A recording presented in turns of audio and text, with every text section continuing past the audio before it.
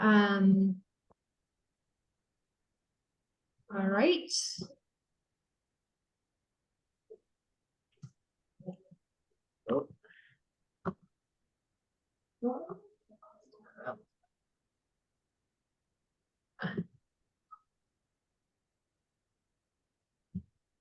All right, here we go.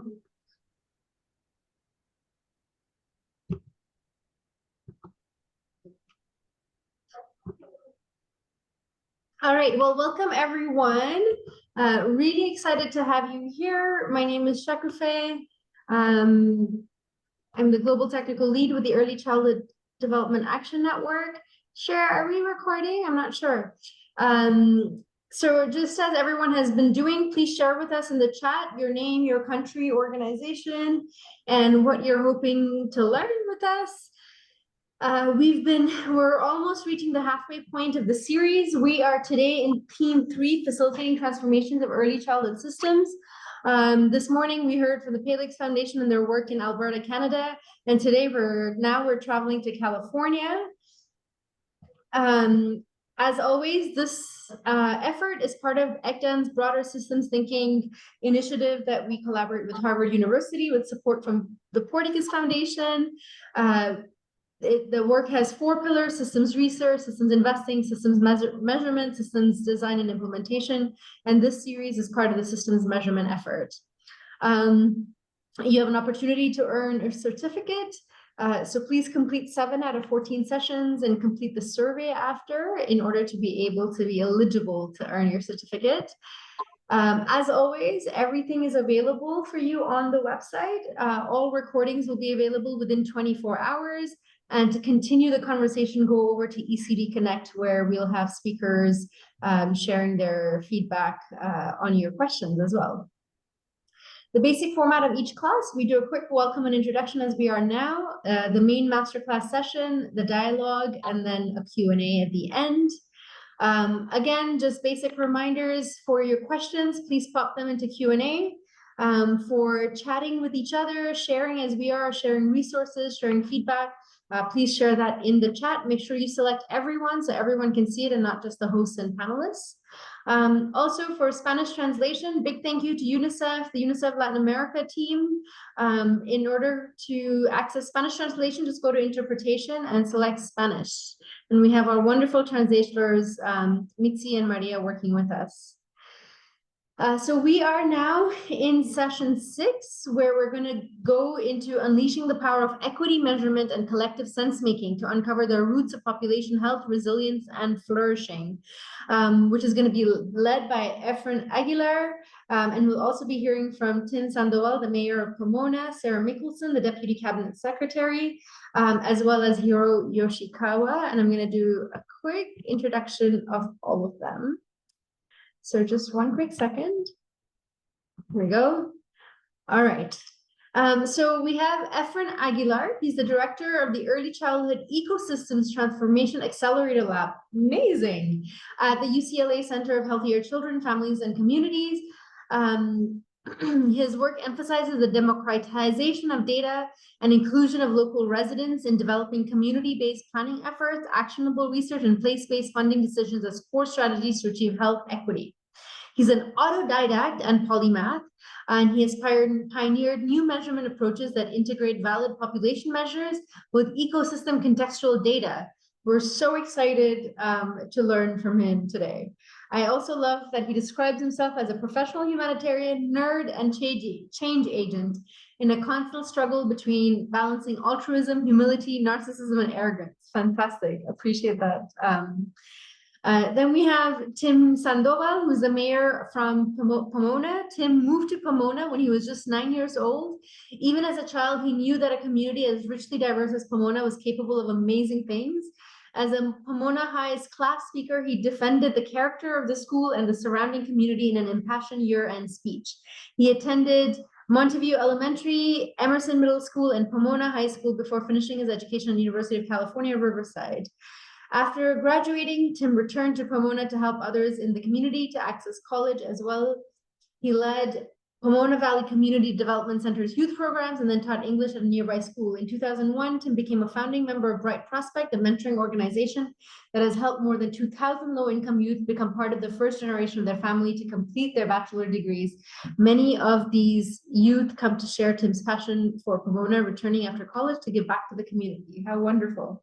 And then, of course, we have Sarah Mickelson, the Deputy Cabinet Secretary from New Mexico Early Childhood Education and Care Department.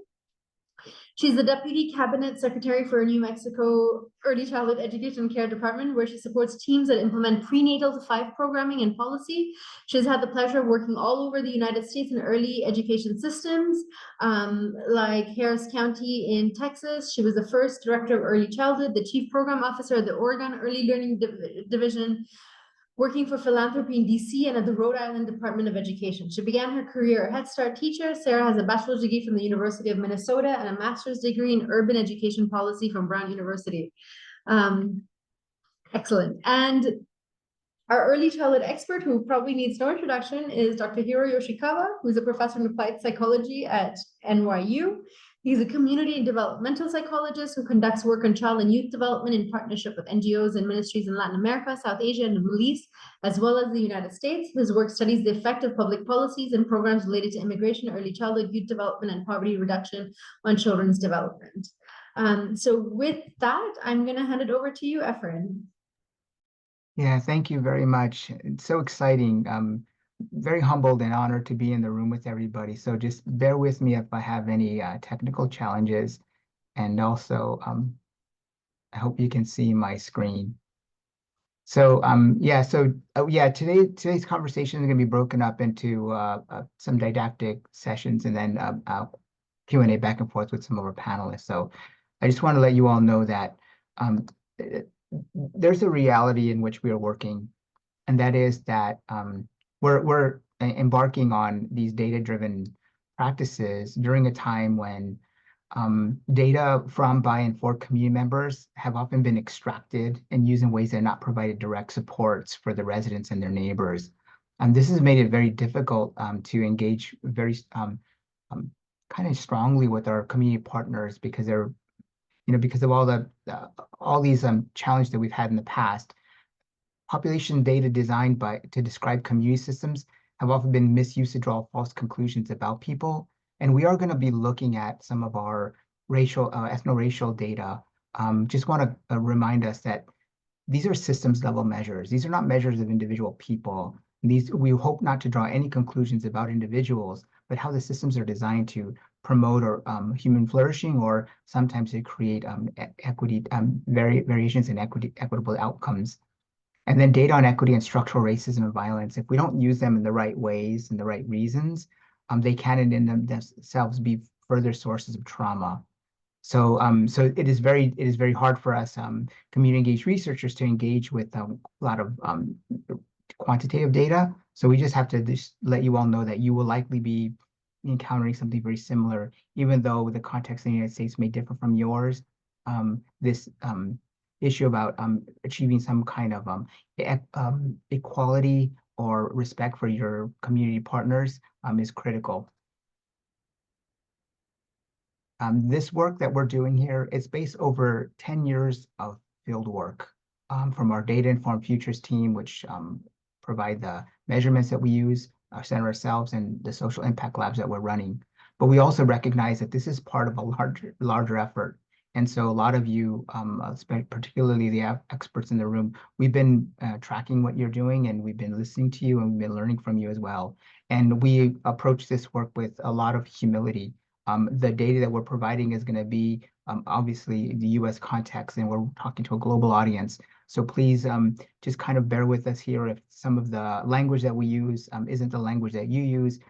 Please be mindful that we are trying the best we can, and we're hoping to share something pretty meaningful today.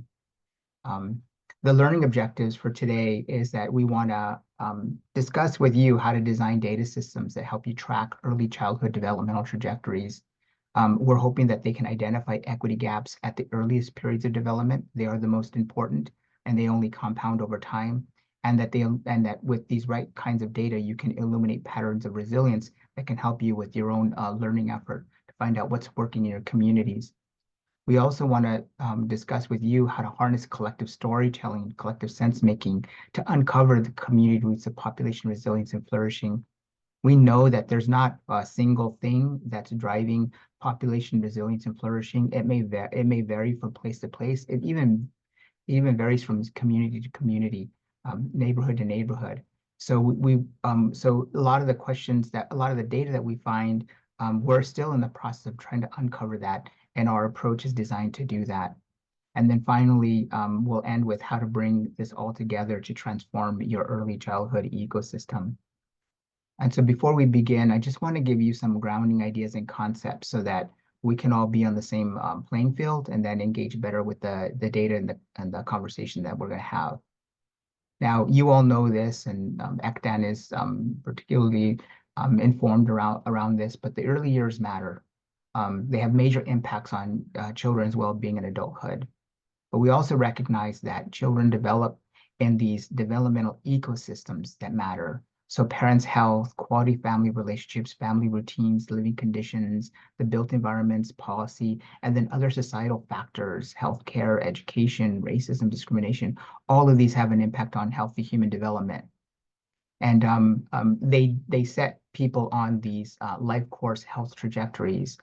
And this is work from one of my colleagues, Dr. Helfand. They recognize that health development is a dynamic process that begins before conception and continues throughout the lifespan. And the reason why these lines are kind of wavy here is because it's one to show you that people are on different developmental trajectories, but you have various factors that impact development throughout the life course. And so getting a better sense of how these are working together to improve human development is critical. The other thing that we want to recognize is that there's a complex relationship between the social determinants of health and ethno-race. So in the United States context, and I can't speak for the context for the various countries in which whom we're talking today, there are complex dynamics of socioeconomic stratification. But within that socioeconomic stratification, there's also complex dynamics of ethno-racial stratification. And these all contribute to developmental outcomes. One of the ways that I look at it, because I'm a geographer, is we create these kind of models, concept models in our minds. And so I have these examples of a person one, person two, and person three. And as you understand that this is can be measured, if you have a measurable developmental outcome, can be influenced by crime, access to supportive services, socioeconomic conditions, the built environment, strong relationship, neighborhood relationships, the socio-historical context, even topography matters. And when you think about a child who lives in a high crime community with limited access to supportive services, kind of more challenging socioeconomic conditions, a poor built environment, don't have strong neighborhood relationships, have a poor history or socio-historical context of kind of a neglect, or you can understand that those children would be having, that person will have a different developmental outcomes than somebody who lived in a completely opposite community. The way that this is the way a geographer thinks about it, but we work with our community partners, and they help me a lot. And so this is a group from South Los Angeles, California. They were saying it looks like a game in the United States that we play. It's called Chutes and Ladders, where you have some things that increase a person's health, like access to safe parks and green spaces, and things that harm a person's health, like inadequate access to healthcare, family stress about income. And what we realize as we look at the data this way, not all game boards are equal. And this is one of the critical barriers to healthy development. The first barrier to equitable development is the neighborhood in which children are born into, their ethno-racial identities.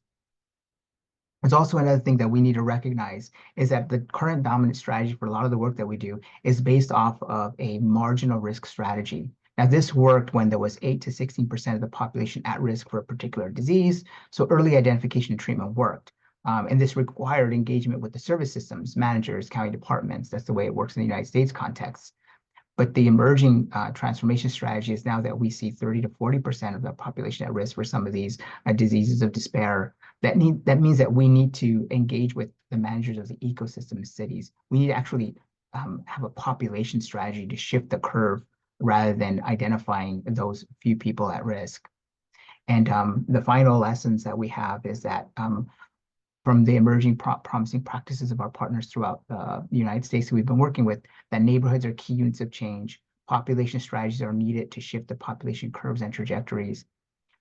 We need valid population measures across the life course. So those of you who are working in your own unique conditions, we hope that these findings can help you develop the appropriate measurement systems. We also need multi-dimensional measures of data. And we'll show you what that looks like. We'll illustrate it with you because these data may reveal organic patterns of resilience. These are the places that you'd want to look for to find out what's working in these communities so you can spread and scale them across your geographies that you're working in. And finally, the equity challenges that we find in the United States context, and these might be the same in the communities in which you're working, are not ethno-racially neutral. So your data cannot be ethno-racially neutral. In order to level the playing field, we have to move beyond addressing this at the individual intervention level. It's cost prohibitive. It fails to address the root causes. And we need to engage all the sectors in the early childhood ecosystem, health, early childhood education, civic institutions. We need to co-design community and culturally appropriate partnership models. And then we need to co-design our data systems.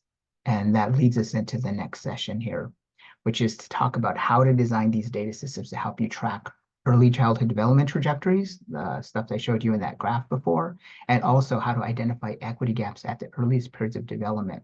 It's critical to address them early. They only compound and get worse over time. And then also to illuminate patterns of resilience. So data systems, redesigning your data systems, another critical element in order to engage, because of the challenging data landscape in which we're working, we need to respect local data sovereignty. These data are community data. These are civic data. These are data that should be owned and maintained and controlled by the communities who are represented by those data. We also need a positive shift population health at multiple levels. So your data systems, your data strategies need to have neighborhood level data, city, town, county, in our partners with New Mexico, Pueblo, sovereign lands, as well as the state. They need to effectively measure and track development across the life course. And we need, in doing so, we also need to quantify and reveal patterns of adversity and resilience. Once you have a data system that's able to do that, then you're able to take your work to another level. So here's a caution about using just population without contextual data, and this is the way most of my work throughout my 30 years of professional work has been done. And that is, if you were to look at, this is performance on our measure, the early development instrument, but you can insert this to any population level measure. So if success was measured by the vertical leap, and let's say each of these children represents a community, a state, country, it'll lead you to a specific set of conclusions. The first is that community number 1 and community number 5 are the ones that have the highest vertical leap. And then what that'll end up doing is you'll end up expending a lot of energy finding out, well, what's happening in these communities and how do we spread and scale those. But if you were to layer in community contextual factors and you use the same measure, this vertical leap, as a measure of success, the narratives completely change. You'll see that there's not really much to learn from community 1 or community 5 because they had assets that the other communities do not have. And that community in the middle, the one that would have been normally lost, is the one that has very few assets. This is the one that you had the largest positive deviance. And these are the spaces that we need to work together to uncover how did they achieve that population level. Now, fortunate for us in the United States and the work that I've been doing here at UCLA is we actually have measures of those outcomes and measures of contexts. The measure that we use for the developmental outcomes for early childhood is the early developmental instrument. But there are many. And so if you do not have access to the early developmental instrument, you can just use any valid population measure to do the same. So just to give you an idea about what this EDI is that we use, it's a measure of 5 developmental areas: social competence, language, cognitive development, communication skills, general knowledge, emotional maturity, and physical health and well-being. Now, this holistic measure is broken up into these various domains in this way. And you'll see that there are more than 50% of them in social competence, emotional maturity, because these are critical factors for health success across the lifespan. The neighborhood conditions that we use is called the National Neighborhood Equity Index. It was originally developed by Charles Bruner, but our community, and they called it a neighborhood vulnerability index, but our partners didn't like their neighborhoods to be referred to as vulnerable neighborhoods. And they mentioned to us that these actually are barriers to equitable development. So we reframed it to the National Neighborhood Equity Index. Now, when you think about your neighborhood conditions, and this was a challenge from our communities, because there are so many factors that impact healthy development, we needed something simpler. So we opted to use an index. Single measures many times work in large scale, but when you get down to the neighborhood level, they kind of fall apart. At least in our data is what we found. So the other considerations are your data have to be available at the neighborhood level because, as we mentioned before, neighborhoods are key units of change. They need to be available consistently and frequently over time. You need to have a consistent measure. You may have the best measure, but if it's only done one time, it's really not going to give you the information, the data you need to have the power to make change. And it has to be actionable for every neighborhood. So you have to have a measure that encompasses your entire geography that you're serving. So if it's a state, county, city, or country, you need to have a measure that's available for everyone. The National Neighborhood Index is a measure of socioeconomic advantage and diversity at the neighborhood level. We use it, it's our 5-year aggregated census estimates. It covers every census tract and US territories, so it fit all the criteria that we were looking for. The indicators that comprise, the individual measures that comprise the index, there are 4 categories. So there's educational data, economic data, social data, and wealth. So examples of the educational data are adults without 25 and older without a high school diploma, or the population age 25 and older with a college degree. We have wealth indicator, economic indicators such as wage income, children in poverty, public assistance, and then you can see all the rest of them there. The slides will be available for you to review. So I don't want to go too much into those measures, and because there are many, and they may differ across the different communities that you're working in. But the way that Charles Bruner and his teamwork, they classify them into 4 different levels: high, medium, low, and 0 equity challenges present. So the high is 6 or more equity challenges, medium is 3 to 5 equity challenges, low is 1 to 2 equity challenges, and 0 is no equity challenges. And when we look at our data, or, in our for one of the analysis that we were doing, we can see that the plurality of our children that we were looking at were living in neighborhoods with 0 equity challenges, and only 14% of them lived in high equity challenges. And when we compared the EDI to the NNEI, we found this troubling statistic. And that is that for each model, whether we just looked at the EDI and the NNEI, or if we accounted for gender and IEP status, or gender, IEP status, race, ethnicity, or if we use, we have our 4th model accounting for all of it, and then looking at together, we find, and for those of you who are not familiar with statistics, these are the odds that a child would be on a vulnerable developmental trajectory. And you can see this, it's a monotonic scale. It gets higher every single time in every single model that we ran.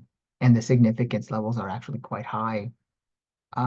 This means is that and what I'm recommending to you all is that once you have a population measure that can be predicted by a community contextual measure, then you can do something amazing, which is you can synthesize these to create complex maps to be shared with your community. And this is what it looks like when we layer these all together. And I will go through each of these maps for you to understand what actually we're seeing here. This is a community in California, community called El Monte, California. So it's very similar to Pomona. It is just east of Los Angeles, so it's in Southern California. The purple colors, the NNEI, these are those classifications. So the purple colors, the darkest colors, are the areas that have the most barriers to equitable development. And then the lighter colors are the ones that have a low or zero barriers to equitable development. The green data are our EDI population level data. So the way these data are displayed in these are called chloroplast maps. The lighter color are the lowest proportion of children on vulnerable developmental trajectories. The darkest color green are those on the highest proportion of developmental trajectories. And you can see there are specific patterns of places where children are doing better, places where children are doing worse. And then when you combine both of these together, we can create this new map here. And this is a bivariate matrix. So which means that as you see the neighborhood equity index from 0 to high, and then the EDI from lowest to highest, the communities in darkest blue are the neighborhoods that have the lowest proportion of kids on vulnerable developmental trajectories, despite facing the highest number of equitable barriers. And then those in red, they're not in this community, would be in this map. They would be the places that have no barriers to equitable development, yet they have some of the highest rates of children on vulnerable developmental trajectories. And these maps show the deviance, the off diagonals, if you will. But what we're seeing in El Monte is something quite miraculous and good. El Monte, when you talk to policymakers, they always describe them as this purple map, a poor community, lots of barriers. But when we compare it, combine it with the EDI, you can see that there are areas of positive deviance. These are places that we need to look to figure out what is happening here that's actually driving this population health resilience. These are quite incredible. When we do our analysis, only 2% of our neighborhoods, and we've collected data in thousands of neighborhoods in the United States, only 2% of them have this. And one of those neighborhoods was in Pomona, which is why we're working in the city of Pomona, and we're hoping to uncover lots of these in the state of New Mexico. Just want to end this with this here, which is the key findings of our research is that the higher levels of neighborhood equity barriers as measured by the NNI are positively associated with lower well-being as measured by the EDI. Now, there is this other challenge here, and that is that we were looking at, these data were race neutral, which means that we weren't looking at the data by ethno-race. And so we actually have to figure out new ways to look at that data. So another research that we did was looking at the EDI and comparing it to median income, the wealth of the neighborhoods in which children are living. And you can see this pattern very much like that prior research with the NNEI. It's that the poorest communities have the highest proportion of kids on vulnerable developmental trajectories, and the wealthiest communities have the lowest proportion of children on vulnerable developmental trajectory. And then the question is, well, what does this look like when we break it up by race or ethnicity? And what we found is that while the pattern is the same, higher rates of children on vulnerable developmental trajectories in poor neighborhoods and lower rates in wealthier neighborhoods, we found that the data varied, the slope varied by race or ethnic group, which means that there's something more complicated happening. It's not just income. And so one of the things that we wanted to do was calculate this race ethnicity equity gap, which is the difference between this red dotted line, which is all race ethnicities, compared to a single one. And this measured, we did this for popular public use. So it's a simple metric that everybody could use. And it's just a simple subtraction. We want to calculate the distance. So as illustrated by these arrows, right? And you can see the size of these arrows change. And so one of the ways that we did it was to use these mean-centered bar graphs where we actually calculate the difference. So if you are above the line, that means that you have a negative, the data are moving in a negative direction. And if you are below the line, that means that you have moving in a positive direction. And this is for the Black and African American population in the United States. And here we see that for every single economic quintile, we see a negative barrier, a negative outcome, but it's in the wealthiest communities that we see that equity gap is actually largest. And it's quite interesting for us to see that, which means that despite living in these wealthier communities, they're not experiencing all the benefits of that that wealth provides.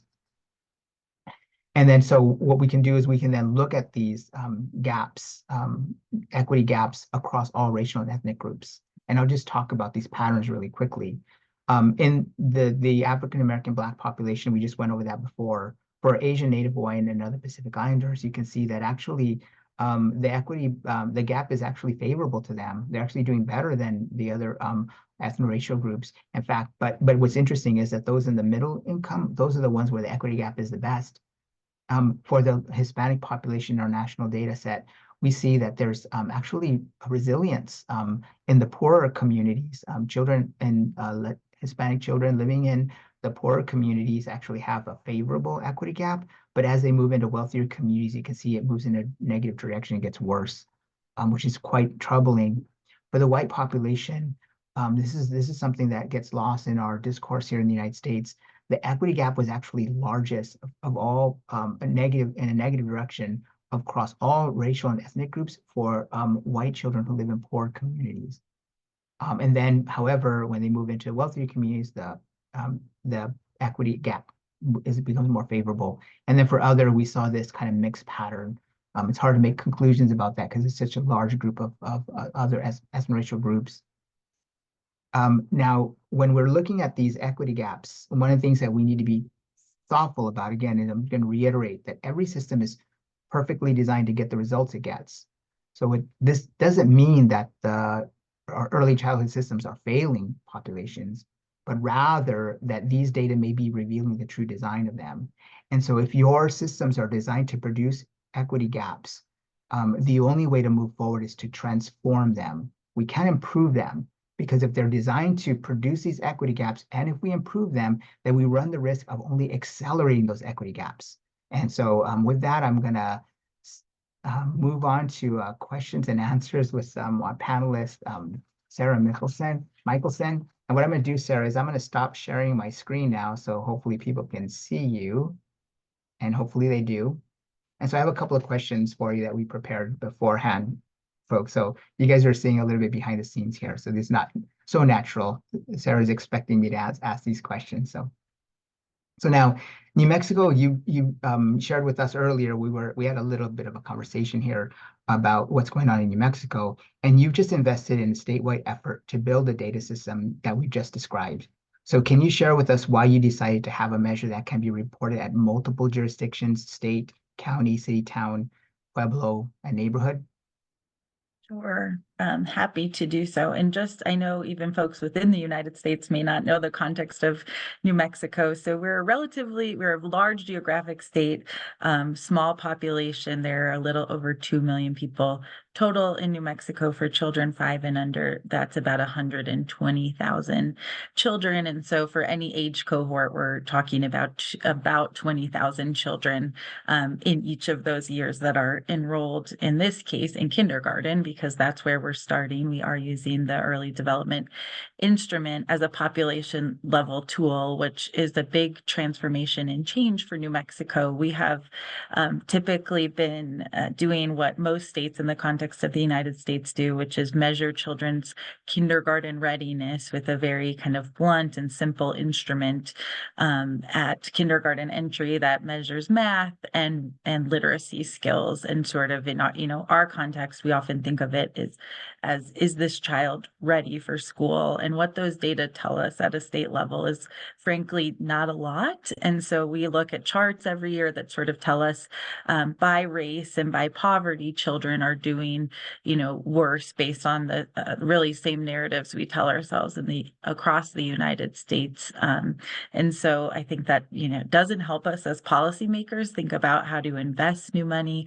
It doesn't help communities think about themselves in nuanced or different ways, and it sort of reinforces the same story. I think for years it kind of compelled us to think about equity issues, but I think we've moved to a point where, especially in a state like New Mexico, which has invested basically double of what we were investing in the prenatal to 5 space over the last 2 years because of lots of reasons I won't get into, but really political will. And now we serve way, way more children than we did in the prenatal to 5 system across programs like childcare, home visiting, other programs really meant to bolster family systems and support children's development.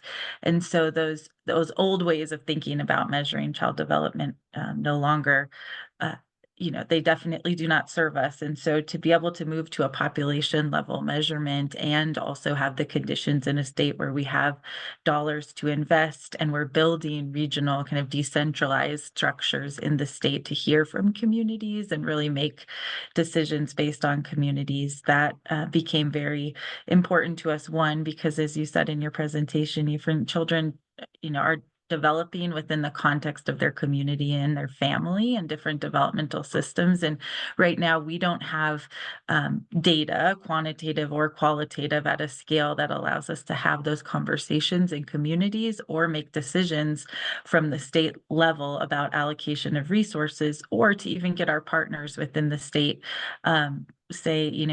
states are typically divided in agencies based on, I know is true across the global scale workforce or, child welfare, et cetera. And so to be able to also get those folks to the table to understand that our programs and the systems we're building are necessary but not sufficient conditions to really transform children's lives. And so to be able to have communities in that conversation, as well as the state, but really communities, because that nuanced conversation and those maps you showed, that's a very different story than the story we tell ourselves as policymakers. And so to be able to listen to community, to empower community to actually have those maps and these data, and they don't have to be researchers or experts or understand kind of p-values and statistical significance. We're giving them different tools, and that will help us as state policymakers. So that's why we're making this investment, and we're excited to be the first state. I know many nations we're way behind, to do this population level measurement on young children, and to have that statewide, it's just going to be transformative for the way we make decisions. Amazing investment. So yeah, thank you for being a champion of bringing these important data to the community. One of the strategic goals your state department has landed on was to expand and deepen government-to-government relationship agreements with all tribes, pueblos, nations, with a focus on consultation culture, language, data sharing, facility improvement to improve outcomes for Native American families and young children. So can you highlight the importance of data sharing and data sovereignty as a strategy to improve your engagement given the historical, political, and spatial context of your state? So New Mexico, could use hours to tell you really about the context of our state, and really, the Spanish colonization of what was a very robust, really place with people and in community already. And we have 23 tribes, nations, and pueblos. We have the highest, really one of the highest populations of Native American peoples within our borders of any state. And, I'm acutely aware as a Native person myself, but my ancestral family was in Saskatchewan and came to the state of North Dakota 3 generations ago. But, we know the context of our state is that there are people in their 30s and 40s now who were, in a different and maybe less violent way than 100 years ago or 50 years ago, still forced to go to boarding school, still, had and still have really erasure, violence, genocide inflicted upon them from the federal government. And we have that history as a state. And that's a really deep and big context to do this work in. We at the state are lucky to be the only state with a high-level governor appointed assistant secretary for Native American early childhood education, and that's really the first step in creating relationships and building trust where that trust has clearly been damaged. Also, the context of education, even within a sovereign nation, is in New Mexico. We have some of those 23 tribes, nations, and pueblos with tribally run schools that are completely governed in their sovereign nation. We have some whose children go to Bureau of Indian Education, federally run schools. And then we have many Native children who attend our New Mexico, state district schools. And so that context is really important when we think about data collection and population level measurement and data sharing. So, I think that the easiest, most foundational is to share state data with sovereign nations about children who live or have, ancestral ties or current ties to their tribe, pueblo, or nation. Where I think we have, more work to do is in establishing data sovereignty in partnership with using, we have a very federalized early childhood system in the United States. States are really, we get some money from the federal government to the state. It's designed in a way where the state makes a lot of choices and where we're left to really foot a lot of the bill if we want to actually serve children and families in our state. And so sovereign nations have to deal with both the federal government and their state government when it comes to most things. Early childhood is not different. And so, I would just say about data sovereignty, that's something we're working through right now. When we partner to make investments, we don't require any data sharing because that's where we're at foundationally and relationship wise. We're willing, as I said, to share things like EDI data that would be relevant to a community, but we don't expect that to be bi-directional at this point. I think for New Mexico and the opportunity we have with the state funding we have, that's where we want to build that trust to be able to get to that data sovereignty. But for now, we're willing to use our investment, and we will always be, to give tools over at low or no cost, or to give dollars for communities, Native communities, to choose their own tools. And so it is a very complex issue, and one where I think at the forefront of doing great things, but also really learning every day. Really amazing, and getting a lot of comments. I'm reading the chat, Sarah. It's truly incredible. Final thing is that this work is difficult. And not only is it hard, it's complex. It's really, really tough. And you've been engaged in this kind of work for a while. So for those folks who are running state health departments, for those folks who are running early childhood education departments, or anything in the early childhood space with a lot of responsibility, is there anything you want to share about, how to get started, how you got to the work, and how you maintain your optimism in face of looking at some of our data don't really tell us really positive stories all the time. But you can share a little bit about any guidance or thoughts you'd like to share with the group.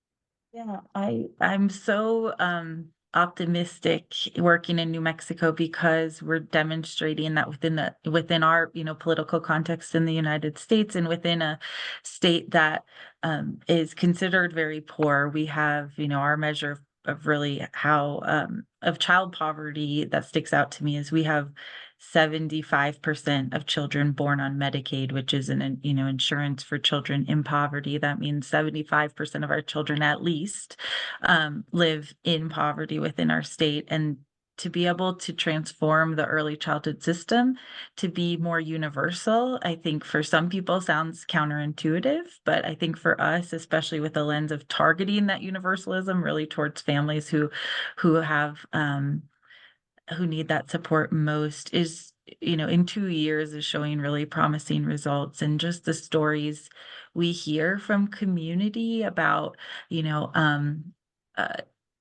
Latina providers and close to the border being able to open 3 more centers to serve their community, because New Mexico actually funds early childhood at a level where it is a viable thing to be able to serve children, to have that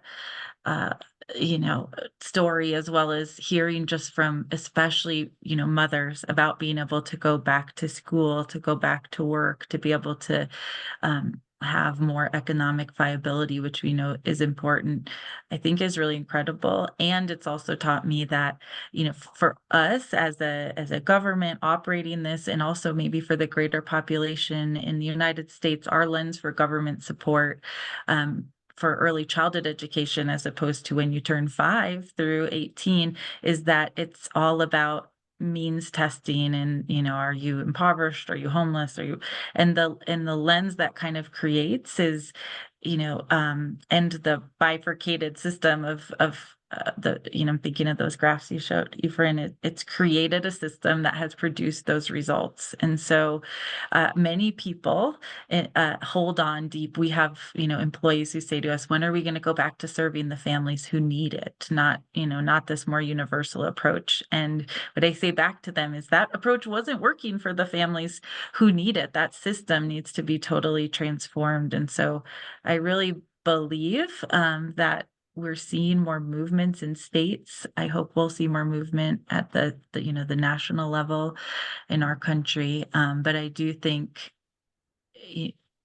and we have a long way to go to think about respecting children, and that children have a right to services, and not just because it will make them better adults, but because it's what they deserve today. And I think as we build these investments, we're getting there. So I'm hopeful, and I'm excited to learn from colleagues and excited to learn from folks on this webinar as well.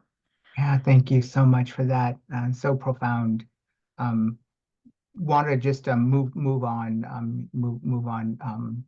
but thank you for that. And I think that you're right. We do want to create a network to learn together. So thank you for that.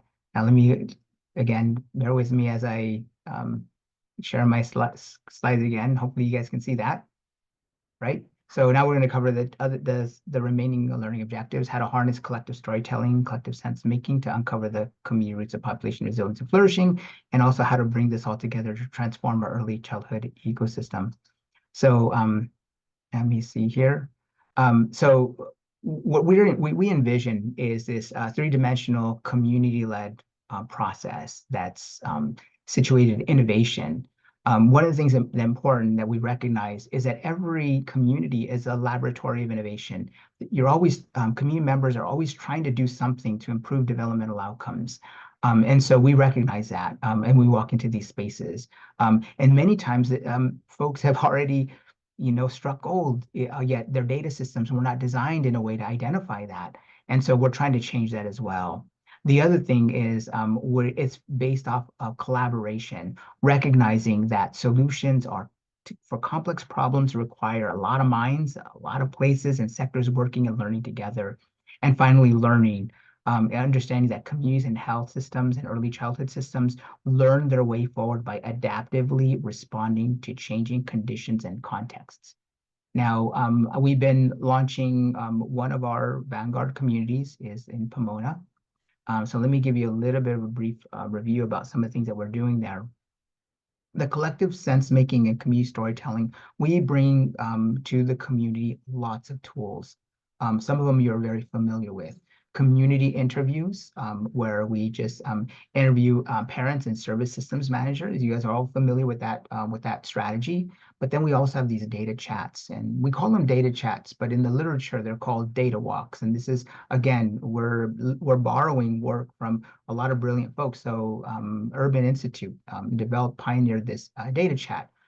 You see an example of what it looks like here. We bring these maps together to communities, and we'll talk a little bit more about them.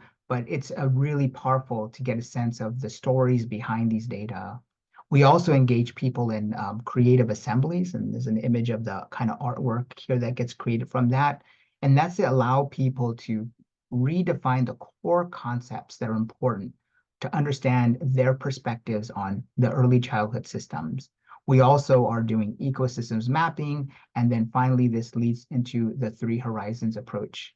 Now, the Three Horizons approach is a unique approach, unlike any of these, many of the approaches to develop strategic plans. But the Three Horizons approach is designed for transformation, and it recognizes important things. One, you can't just destroy your system and create a new one, just because a lot of the functions of the current system are no longer fit for purpose. Some of them must be preserved, because if you just destroy your systems, it just could lead to chaos. And so the Three Horizons allows you to analyze your current system, identify your new vision, identify those kind of innovations that are happening that allow you to get to that new transform space. And once you have that vision, once you have strong understanding of your current ecosystem, then you can develop a roadmap for change. And then another critical tool is participatory GIS. And you guys have already seen some of the maps and such that we use. Now, this is an example of the National Neighborhood Equity Index in the city of Pomona. And we bring these to community members and we ask them, what are the stories behind the data? This is the data, what it looked like before COVID, and this is the data what it looked like after COVID.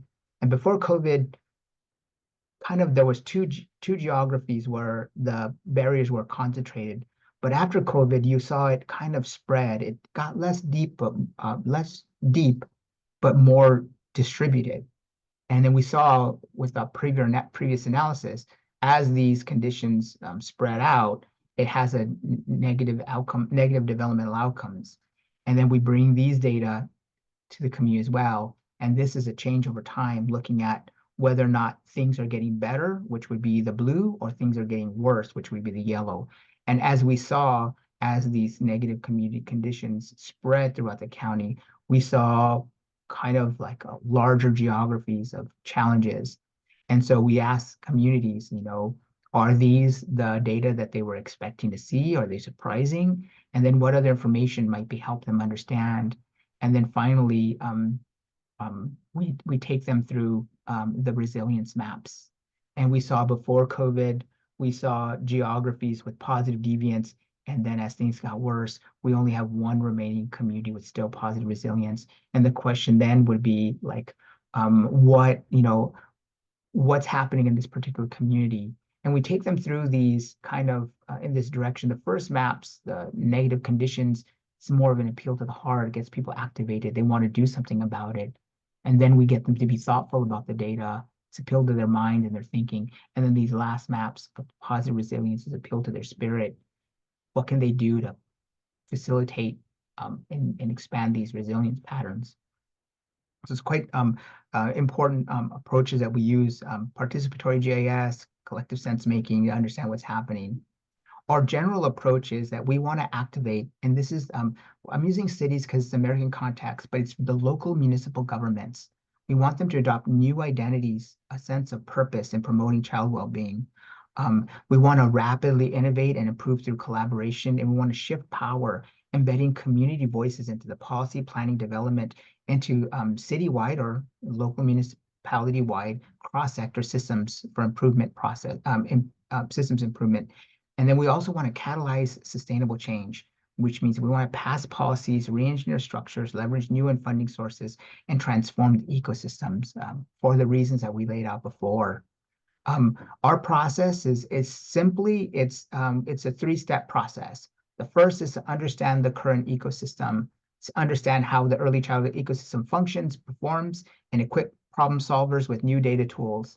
The second thing that we do is transforming the ecosystem, which is learning how to transform it, building your collaborative muscles, repositioning problem solvers, sustaining motivation and boost momentum. And finally, it's the dynamic adaptive governance of the ecosystem, which is a sustainable change in culture and practice. And we take people through this DIKW, which is we want to move from data to information to knowledge to wisdom, then to inform that sustained change.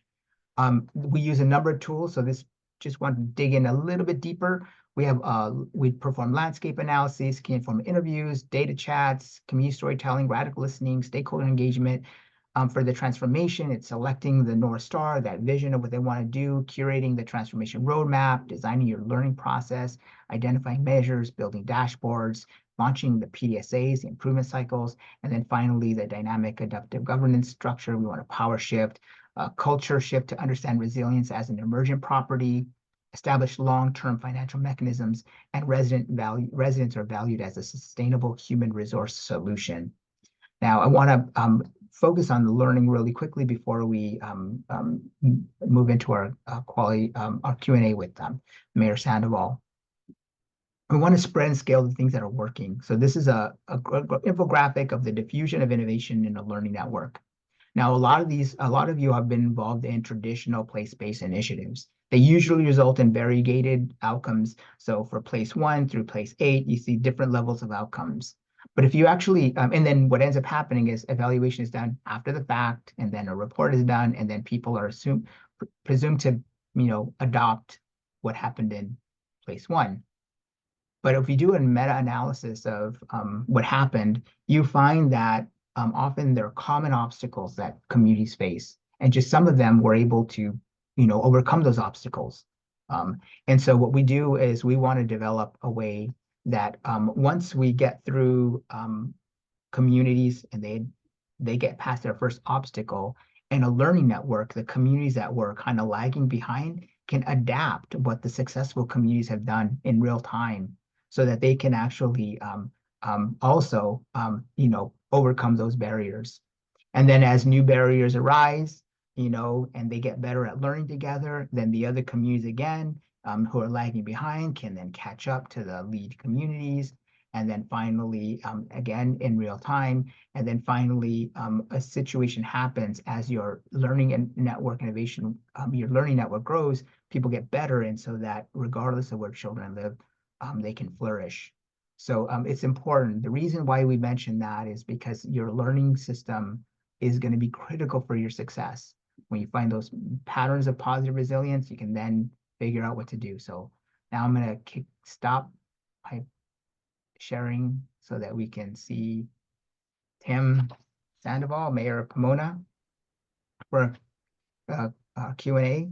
So Tim, can you briefly share the journey that your city is on that's led to your engagement in this deep and complex work?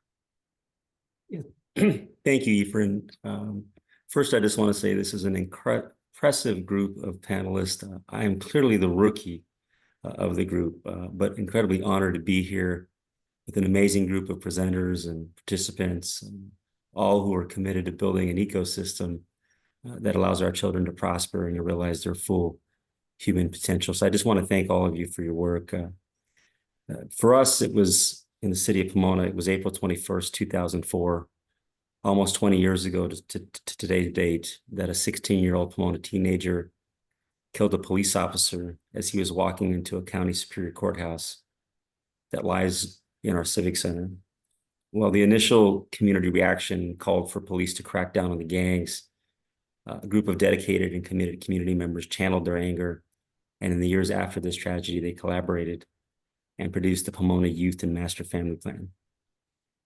Almost 8 years later, the most significant contribution this group made to the current effort is they created a culture of collaboration. Around the same time as the plan was unveiled, our local school district adopted a data tracking tool developed by two professors from McMaster University in Canada called EDI, Early Development Instrument, and later MDI, Middle Development Instrument, that tracks physical, emotional, social, and cognitive development at kindergarten and 4th through 8th grade. So the city can look at the health and wellness of our children down to the neighborhood they live in. That becomes a roadmap for us to learn directly from the community and utilize that information to guide how city government spends public dollars most efficiently and effectively. So collaboration and data are critical to our ongoing transformation. By the time I was elected mayor in November 2016, I was fortunate to be a part of a community that valued both collaboration and data. Their effort was aligned with my priority to increase and invest more city government dollars in supporting children, particularly 0 to 5 and families. And keep in mind that our city government had no programming for children 0 to 5. And I share this on a very personal level. I'm so fortunate to have been the youngest in my family because my older siblings really struggled with my same parents, young parents that they grew up with. And I have a brother who was in prison for 34 years and a sister who got pregnant as a teenager. And I think about how critical it is to support efforts around investing in our children. And so for me, it's a very personal thing that we make this investment. And in 2021, I was selected to be a Bloomberg Harvard Fellow, along with 37 other mayors from all over the world. As a fellow, Pomona applied for and received an innovation grant focused on early childhood development. It provided us with the Bloomberg Harvard team for 12 months. From that effort, we developed several prototypes that are currently in the incubation stage. So I say Pomona's commitment to collaboration, data collection, and innovation has been a long journey that we believe will result in better outcomes for our children. and families. Back to you, Ephraim. Well said, Tim. Thanks. Some of the processes that we use are a little bit on the avant-garde side and designed to shift power, foster collective action. And you recently participated in one of our creative assemblies. And you mentioned something about the difference between direct democracy and representative democracy.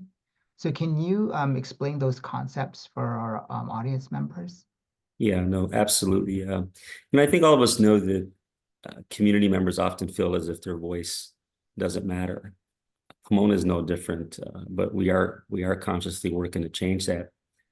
In the United States, we have what is known as a representative democracy that allows residents to vote for candidates that represent their values and priorities. But far too often, elected officials in cities don't create an environment to get substantive feedback from residents.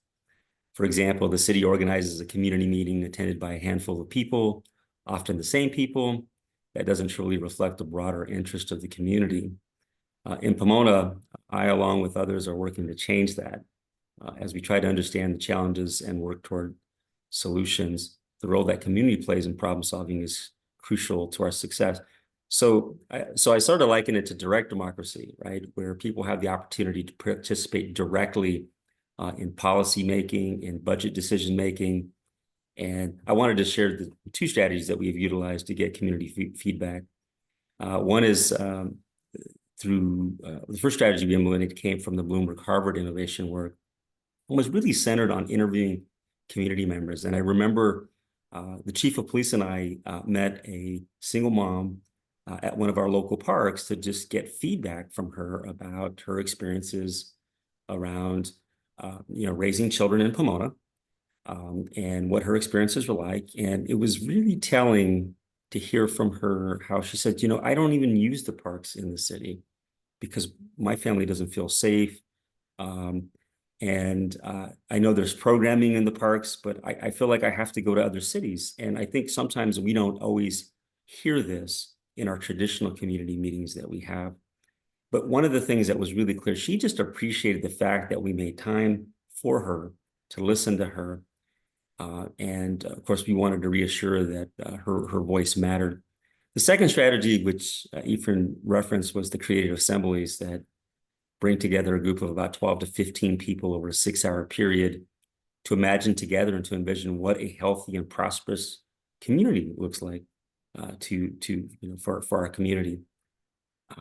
And one of the groups that I had a chance to see was a group of mostly Spanish-speaking parents, some of them undocumented. And part of the effort is to come up with this sort of concept that they choose. And the word they choose was visibility. And the opposite, of course, being invisible. And they said they often felt invisible. They didn't feel heard. They didn't feel respected. They had fear, and given the fact that some are undocumented, there's a fear of just being out and speaking up. But what they did say was that through this creative assembly, that they felt more empowered, they felt more hopeful, that they could actually help craft the type of community they would like to see. And so, how do you go from a representative democracy that decision-making lies with a mayor and a council or a governor or a county supervisor to actually creating an environment where your residents have an opportunity to directly influence that democracy, I think is really critical if we're going to see success around our early childhood development.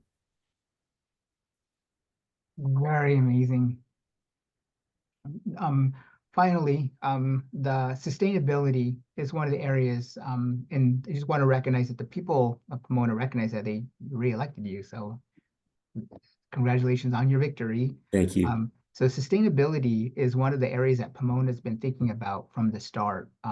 So you folks are leaning towards establishing a public-private partnership strategy. So can you please share with us the rationale for this as it relates to protecting the transformation work in the face of changing political priorities across mayoral administrations?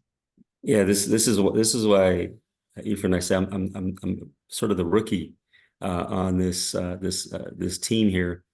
So this is new to me, right? And as all of you know, mayors and elected officials come and go.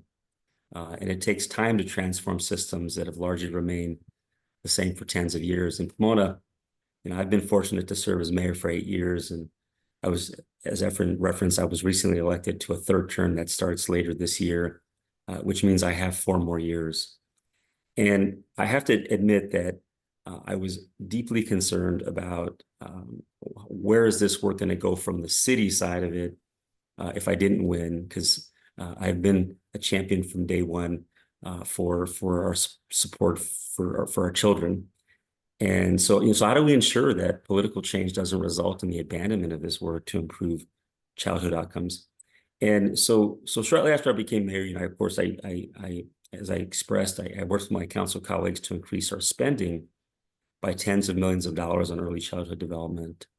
And we've taken a couple of steps to ensure funding continues to support this effort. The first is one of the things that I did not want to do was just to throw money at creating programming without really fully understanding our community assets, where our strengths are, where our gaps are.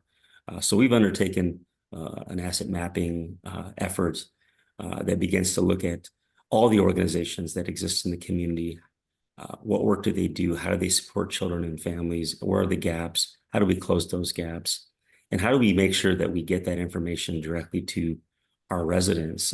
And so we're working on a community dashboard. But typically with budgets, with city budgets, at least in the United States, is if your department doesn't spend the money for that year, it just gets put back into the general fund. And so I wanted to make sure that our funds specifically for youth and child development would not be lost if the staff or the department didn't spend those funds. So for example, if the budget was 2 million and the department only spent 1.5 million, we now take the additional $500,000 and put it into next year's budget. So it'll now be 2.5 million. So I wanted to make sure we didn't lose those funds. And part of the reason we're not expending all those funds at once is to really think about how do we more strategically and effectively spend those dollars that achieve real outcomes. And so when we're looking at the EDI, MDI data, and when you look at the resiliency of one neighborhood with very similar demographics to another neighborhood, but are having better success around health, what can we learn from that neighborhood and community and actually expend those funds to figure out what that is? And then just secondly, as part of a public-private partnership, we are working to seed our local community foundation that is currently an all-volunteer organization, which is not sustainable. So this is a partnership with our local school district to seed the foundation to house this work. And then I just want to say to close, I know that we have a lot of participants in this session, and if you know of successful examples of public and private partnerships, we want to learn from you. This is in its infancy. As I said, councils come and go, and yet this work is so important. So we want to make sure we create the infrastructure so that it's embedded in the community, and in our case, through the Pomona Community Foundation. Fantastic, Tim. And I want to reiterate that too, for all the people who are in the audience, we're on a shared learning, we're on this shared endeavor. So we're engaged with right now New Mexico, we're engaged with the city of Pomona. We would love to have you all track what we're doing, follow what we're doing, and we love to learn from you as well. So Tim is not just a off-handed comment. We were talking about this. We really do want to learn from all the expertise in the room. We know that there's a bunch here. So with that, I think our Q&A, call quiz, and didactic part is over. Hiro, I was wondering if you want to reflect. You're expert in the room here. Some of your thoughts, questions, and engage us in a conversation. Sure, yeah. So first, I want to thank you, all the speakers, and for the really powerful examples from New Mexico and Pomona, which really, I think, speak to a lot of themes of the broader set of masterclasses. So I'll probably take just a few minutes to link this back to some of the themes, the overall themes of the masterclass.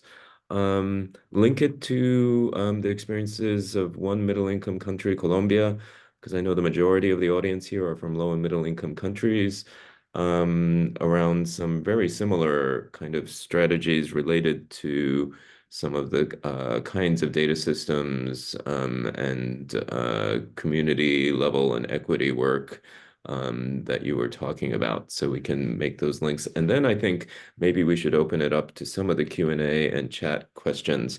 And maybe like last time, I don't know if Shekufe or Efren, you want to kind of curate some of them so we have at least a little bit of time to talk about those and turn it back to you all. So first, I think it's, really wanted to highlight some really major contributions of this work and lessons, which really do apply, I think, across country contexts, whether they're rich countries or low and middle income countries. One of which is to monitor contextual conditions as well as child development. That's a very, very key principle that did inform some recent global initiatives like the MELCO or MELE kinds of initiatives, but are still things that are challenging to do at a national level and are nevertheless really important. What they allow you to do is to understand community level resilience and map it at subnational or municipal or community levels. So that's extremely important. And I think the focus on neighborhoods is really important because the global early childhood development area, perhaps we don't focus on this idea of neighborhoods or communities or at the governance level municipalities enough. It shifts our focus away from just looking at programs, single programs, or even multi-sectoral programs, to look at systems. And I just want to say that this is the same shift that we were talking about in the first masterclass and in the past couple days, which is that we want to, yes, continue to think about the program level, but put it in a larger context. And what is really powerful about neighborhoods and communities is it is how families and individuals and children actually experience larger contexts,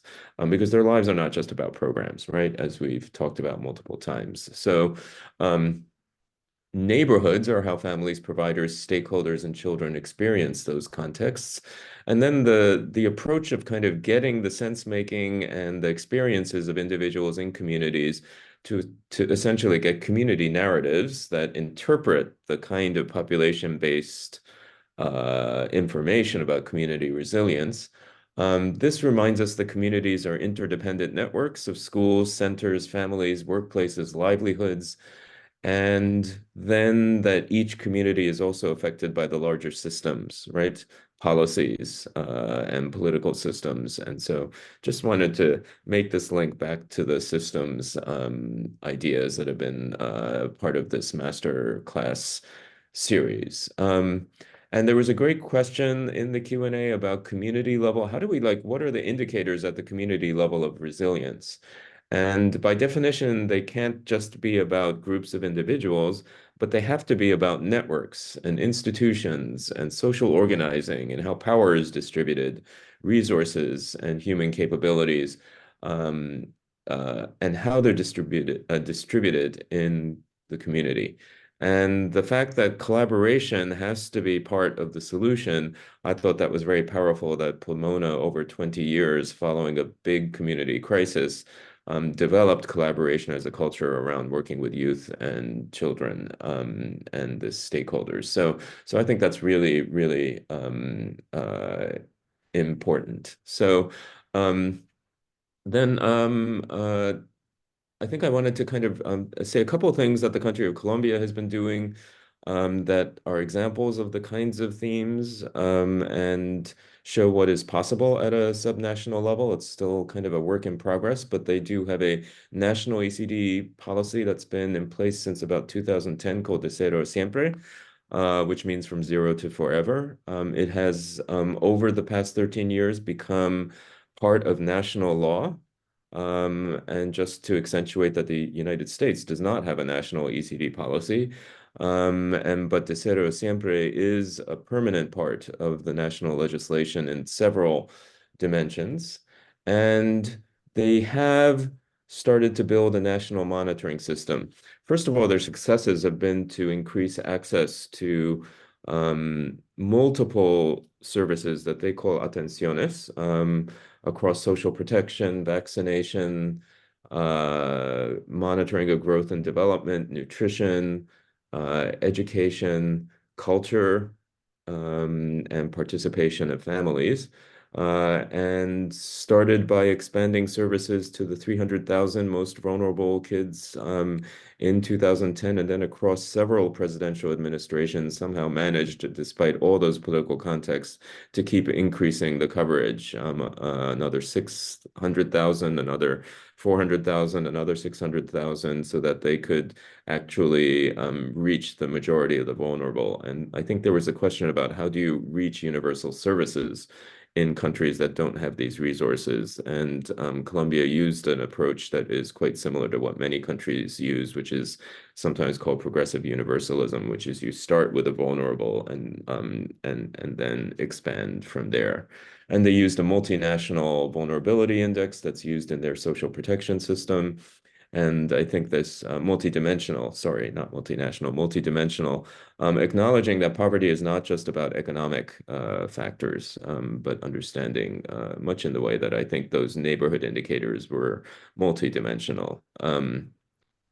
Then I wanted to say a little bit about the governance structure, which has interdisciplinary committees or mesas around childhood and adolescence at the national level, at the subnational level, and down to the municipal level. And I think that is a typical governance structure in many countries around early childhood development, so that there are stakeholders at the table from health and nutrition and education and protection. And then I think in innovation, which is, very unusual, but was quite innovative, which is that for indigenous and remote and language minority groups, they set up a modality of the early childhood development policy called the intercultural modality, or modalidad propia y intercultural, where each indigenous community, of which there are over 110 language groups in Colombia, has the autonomy to propose and engage in a dialogue with the federal government about how they perceive the national standards around each of those ECD kinds of sets of services and programs. They reach agreements, they engage in discussions both within their community and with representatives of the ministries, and they have not only like the ability to define their curriculum, but to define their budget, to define their staffing. So for example, there may be local cultural healers working alongside community health workers that are more formally represented through the ministry.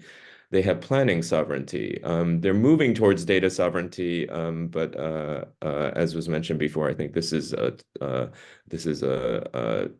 additional set of partnerships that needs to be engaged. There are some universities that are specific to tribal groups in Colombia, and so there are some attempts to kind of partner with those. So I think that is a very positive example. And then the final thing that Colombia has done is to do some of the first nationally representative studies of directly measured early childhood development in any world, in low and middle income countries.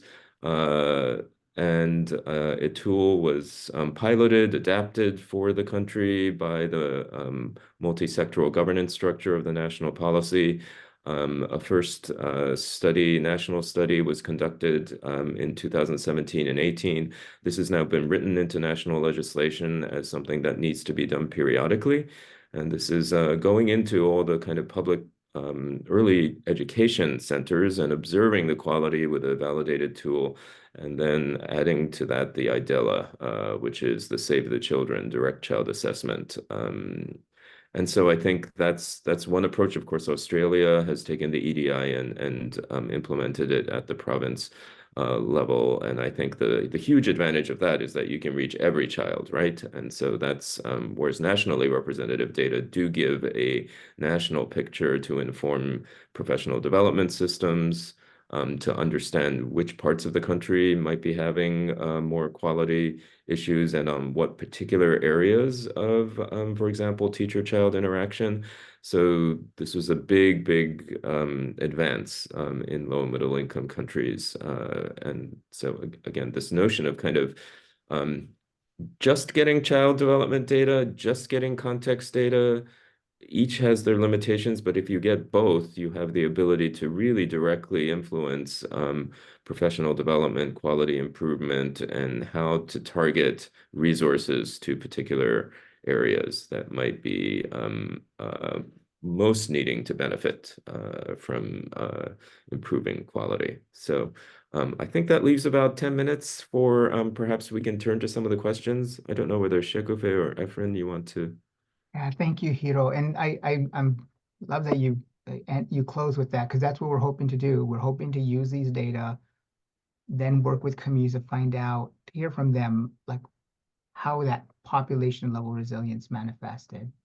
And so that leads to one of the questions. So I think Chris Cuthbert had asked, and I don't know how we do this, Shekufe, but I had read some of the questions, but this one just Yeah, go for it, Efren. yeah, Go for it. And Hiro, if you yourself had questions for Efren, Tim, and Sarah, I think that would also be really interesting to hear.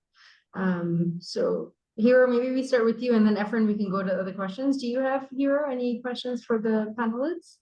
No, I was just so impressed by the example, so I was more kind of riffing off those. So I'd rather, I think, hear the the participants, I mean the audience questions, since they've Go ahead, Efren. Thanks, Hiro. yeah.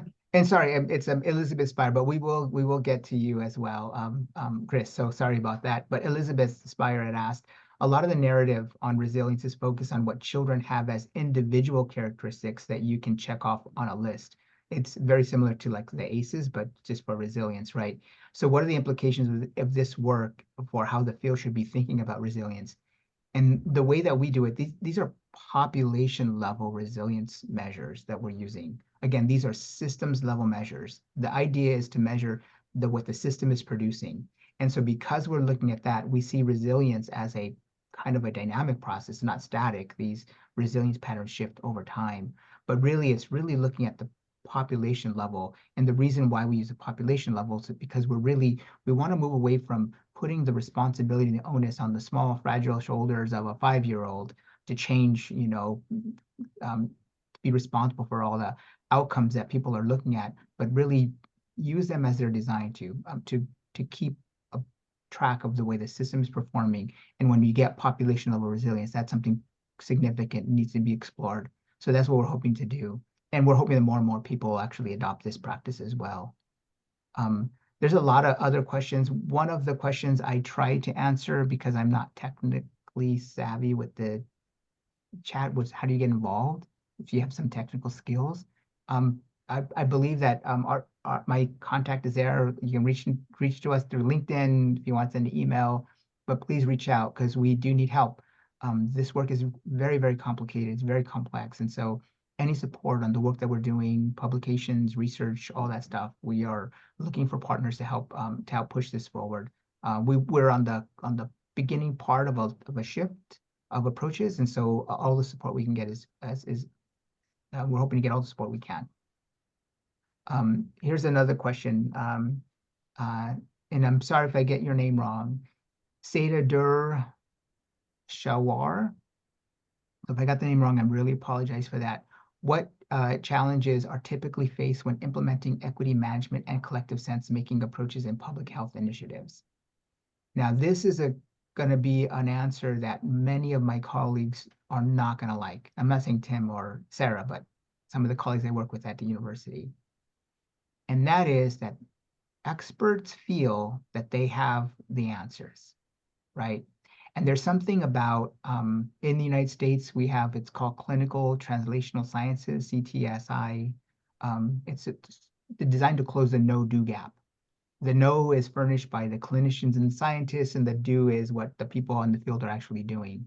And if you really think about it, it's to presume that the clinicians or scientists know more than the people actually most closely working with the issue is it's a presumption I don't agree with. in Canada, they have something called an integrated knowledge translation. They're also hoping to close the no-do gap, but the no is furnished by the people most closely facing the challenge of the problem. It inverts it. And so I think that that's the biggest thing, is to get policymakers, elected officials, and academics to realize that there is a depth, a profound wisdom in communities that's not reflected in the academic research, and we need to listen to them. So that's the biggest one, making people realize that the wisdom is there in the community, not in academic settings. Focus on Chris' question, focus on neighborhood resilience is really important, but what about the role of government and addressing poverty at source? So one of my colleagues who's in the meeting, Dr. Perigo, we're working on the guaranteed basic income projects. We're working on guaranteed basic income projects with Tim as well. But she and I just published a paper that you need more than just money. We saw those equity gaps, and some populations actually are resilient despite facing financial challenges. But as they get into wealthier communities, you see that those equity gaps move in a negative direction. So something more complex is happening. And so, although it's important to address poverty at the source, when we're looking at the whole ecosystem, income or financial circumstances are only one component of a larger set of important factors that contribute. But yeah, it would be best if no child is living in poverty, but it is actually just addressing the financial circumstances is not enough. I said Magali Boers wrote, no question, no data, no problem. Oh my God, so profound, so true. Lemise Alexander, is it assumed that children are living and attending schools in the same neighborhood or neighborhoods? Yeah, this is a important question. We actually, our data, because there's a variation, we geocode the data to where the children actually live, and then we report it that way, not where they go to school, and that gets us a sense of how the neighborhood is impacting child development. It's an important part of our protocol. There's so many questions here, and more questions keep arising, so I'm willing to answer every single one of them. I don't want to hold Tim or Sarah to it, but I don't know if we should. What do you think, Shekufe? Keep going, Ephraim. Keep going. All right, I'll go through. So then, I guess I answer live. Is that how I do it? If I click it, I answer live. Is that the approach? Okay. Yeah, you can just answer, and it would be great if we hear from Tim and Sarah as well if they wanted to come in on questions to Ephraim. But you don't need to do anything. You can just go through the questions. You don't need to click on anything. That's fine. Okay. So here's a question for Sarah and Tim. So what about governance systems to help sustainability and communication in this transformation? Yeah, I can go and then I'll pass it to you, Tim. I'll try to be brief. I didn't mention to the whole group that New Mexico is one of, I think, 6 states in the United States with a consolidated early childhood agency. I feel very strongly about governance being a critical factor towards sustainability, and also just being able to have the resources and the people to do the work and be in partnership with community. And so it does not inoculate us against political change. Certainly that's a big part of how our budget gets set, but I think for any of you, I think, that have worked in government, you do know there are many strategies to make things more sustainable, to put things into policy and practice and make them the way that business is done. It is, if you're like me and have tried to transform government, untangling things that have been done does take time. And so I think we try to think about our work from many lenses. One, the budget and the budget increase is incredibly important. Building political will that is bipartisan, as well as, kind of making constituents feel like the services they have access to now are the standard, and feel that, they build that political will at the constituent level is important. But it's a complex factor. And I feel strongly that without governance, without elevating early childhood within, in our context, the state system, to be at the table with our governor, to be co-equal with other areas, is really critical to sustaining this. So that's what I'll say about governance. Yeah, no, sir, I really don't have much more to add, except to say that, and I intended to share this earlier, but I think sometimes service providers, residents, organizations are trying to figure out how do they get the attention of their city government, their elected officials. And the way our structure is set up is they attend a city council meeting and they get to speak for 1 or 2 or 3 minutes. It's not a conversation. It's not a discussion. It's really just listening to people vent often. And so I think that on every city council, that's what we have set up here in California and throughout the US, is you can find a champion that is interested in children, that is interested in improving the lives of our children. And you have expertise, you have experience. More often than not, the elected official does not. This is not their background. They don't know a lot about, they may know something about collaboration. They may have some idea about data. Maybe government's not necessarily thought of as being innovative, right?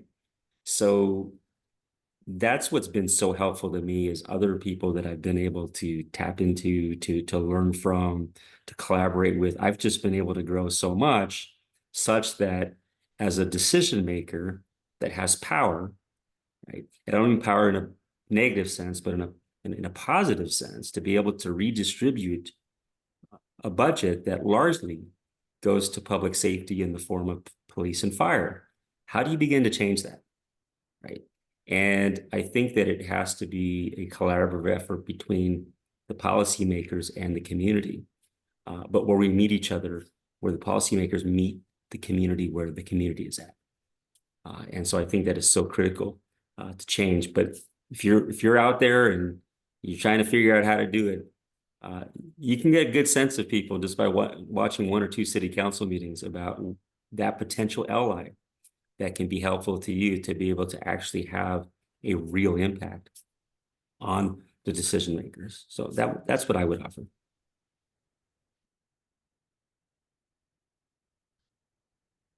So that's a next question here.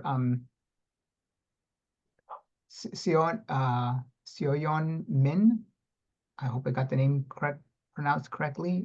Do you have any preliminary findings on the potential factors that contribute to the positive deviance? Yeah, one of our graduate researchers has pushed our thinking on this forward. He's actually dedicated his dissertation to figuring that out. And so one of the things that he's finding is that commitment to learning is important. Champions having access to information and data, and then there's a lot there, but it's really about the elements that both Tim and Sarah have been identifying. Those are the core things that we need to do to promote that positive deviance in those communities. And then the final thing I'll say is that it's going to vary from place to place. It's not really going to be universal either. And so understanding that, leaning into it, and being comfortable with exploring with your communities to find out what they think is promoting their resilience is important. So here we have a comment about it not being easy to develop.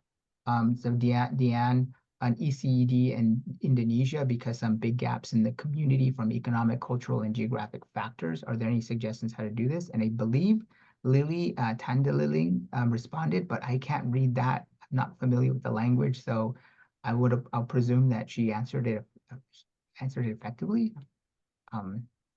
But I do understand that it is very difficult to get systems in place, and I cannot be I'm not an expert in your context. And if you want to have conversations about it, please reach out to us, and we'll engage in a conversation with you. And I believe that maybe Sarah, since she's building something like that, she might be a critical person to connect with because she's already going through the process of having to do that. There is New Mexico is a very unique geography. Pomona is a suburban community, lots of population density, but New Mexico is completely different. There are multiple geographies are classified in the United States. There's urban spaces, as were large population areas, suburban spaces, rural spaces, and then frontier geographies. This is like a very not very populated. So maybe Sarah will be able to help you with that. Eladio, by the way, Eladio, I've been reading your comments in the chat. Thank you so much for that. Just so much information to share with us. And here's a very important question. Would it still make sense to have population level for policy and individual level for interventions? We think it's all in. Because we're suggesting that you need to have population strategies, we're not suggesting that you do not have individual service, individual intervention work. It has to happen, particularly for families who are in crisis and who need support. That said, however, just you have to realize that all of those individual efforts are also contributing to your population outcomes as well. And so when you look at these measures, you need to think about all the factors that are contributing to your developmental outcomes. So yeah, you definitely, we're not recommending that people no longer provide direct supports or direct services or direct interventions, and particularly for populations that really need them. So here's a question. Again, I'm going to call you out on this one, Sarah, and maybe Tim, you might have an answer for it, from Wendy Heaps. I have a special interest in transportation equity. Does any of your research touch on this on this as a way to create resilient communities? I don't know if I know that your state is so varied, Sarah. I'm sure that there's lots of transformation concerns. Have you been looking at that? Yeah, I think we have not necessarily connected the dots. I think, unlike other states, do fund transportation to and from early childhood programs, which, believe it or not, is not that common in the United States for early childhood development programs. I joined a rural partners forum in the southern part of our state and heard a lot about the community. I think that was the number one, issue for the community, regardless of age, was transportation and access to transportation, and as well as roads and infrastructure that actually connected communities, and needing resources for that, since many communities are tasked with funding those with their own local revenue oftentimes, and for very rural communities that's impossible. So it's something I think that the EDI and the Neighborhood Equity Index will help us think more deeply about, because I think we have a long way to go at thinking more intersectionally about the different contexts that need to be in place for families and children. And I'm going to put a paper in the chat for Wendy. We did publish a paper. Erin Piper Block was a lead author on it. And I work with her and Fred and other folks at our center. Early child development, residential crowding, and commute time in 8 U.S. states. So please review that. So it is an important factor, and it does predict population outcomes, but I don't know about resilience. So we haven't looked at it through that lens. If I could just add that I serve on what's called the Metro Board for LA County, which oversees all transportation, rail, and bus in the county. And so I think this applies to the question.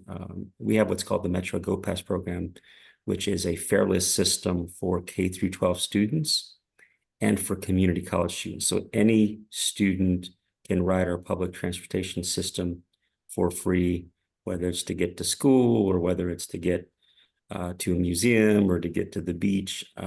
It is free to our students, and particularly to our community college students, which in the US, that's basically your first 2 years of college for the most part, not in all cases.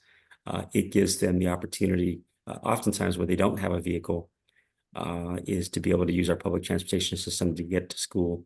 And it frees up money for them. Oftentimes they're very financially stretched as students. And so that additional money they get to keep in their pocket can be used for other things. And just we're trying to create a fareless system throughout the county so that any rider can use our system for free. Oh, cool. Very cool, Tim. Thank you. Sharana asked the question, how effectively addressing the early childhood development issues with neighborhood resilience in community with very low income family. So I'm having trouble understanding the question there. Shekufe, Hiro, Tim, Sarah, do you think you can help with that? And I'm really sorry for the language thing. I've never been on a thing with so many people speaking so many languages, quite amazing. But yeah, I don't understand the question. But if you need to respond, please, reach out to us and take some time and recraft it. I think that's good. With Go ahead here. may have to do with context of extreme poverty, which of course are in many either middle income countries or low income countries. And so I think this notion of neighborhood resilience, the examples that have been given have been primarily from the United States, where the specific examples might be specific to these contexts. But I think the concept will be the same, which is what are the networks? What are the community institutions? What are village level governance?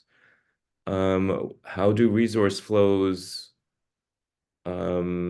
address issues of survival versus thriving, right? So in early childhood development and global contexts, we're interested in how beyond issues of survival, that issues of thriving can be fostered. There are the very same issues of governance at the local level, regardless of the poverty level of the community or the municipality. So I think it's a question of contextually relevant indicators of community resilience. But of course, they're going to look a little bit different, right? In a situation where there is no such thing as public transportation anywhere nearby, you're thinking more about resources for transportation, like bicycles or, right, those kinds of things for migration to economic opportunities. So I think the concepts are similar. The actual ways that this manifests are really quite different if we're talking about a situation of kind of either extreme poverty or situations of conflict, armed conflict, or a forced displacement, for example, which have some of those same features. Thank you, Hiro. Thomas Mwize, how do you ensure inclusion in your data collection and research to translate into inclusive interventions and responses? That is the question. Very, very insightful. Our whole process is to actually shift so that residents are driving the analysis and interpretation of our data, and also helping to develop and draft the interventions and responses. Our whole approach is designed to do that. So yeah, it requires engagement, which is a lot of work. So Tim knows this because we've been doing it for a while. Multiple engagement points, multiple engagement strategies, being there, being on the ground and working, it's critical. You have to do it. And then to create facilitated processes that allow for that shift and to elevate their voices, not just to collect focus group answers and then move on from there. They have to be engaged fully throughout the process. And I'll let you make any additional comments, Tim, because it relates to the direct democracy that you referenced. Yeah, no, thank you for as I shared earlier, the way which we typically engage community is just to host a meeting, or if not hosting a meeting, just having a city council meeting, and that's what you call community participation. And Ethan's right. This is it's intensive work. It's committing extra time and energy, if you will, to listening to people and to learning from people. And then the hard part sometimes is that you're, in a sense, giving up power. It feels as if you're giving up power, as if you're not making the decision as the elected official. And yet, to me, that's how a really healthy democracy works, is where you have the community participating in understanding the data and then analyzing the data, and then actually making recommendations on what the policymakers can do to help improve the quality of life for our residents. But it takes a different mindset, a different lens of how you view community and how you view their participation. But I have found that I've learned so much more by spending the time. And like the creative assemblies was for everyone that participated was I would argue was very transformational, because they were just not used to being I think heard and listened to and respected. And that is so critical, particularly at a time where a lot of people don't have trust in government. They don't believe government actually reflects their wants, their desires, their needs. And we have to find a way to be able to rebuild that trust. And so this is just one way to do that. Amazing. I don't really know how to even begin thanking the three of you, Efren, Tim, Sarah. Thank you so much for your generosity, your time with us today. As you can see from the chat, I think we had the whole world with us and everyone was really engaged. So thank you so much.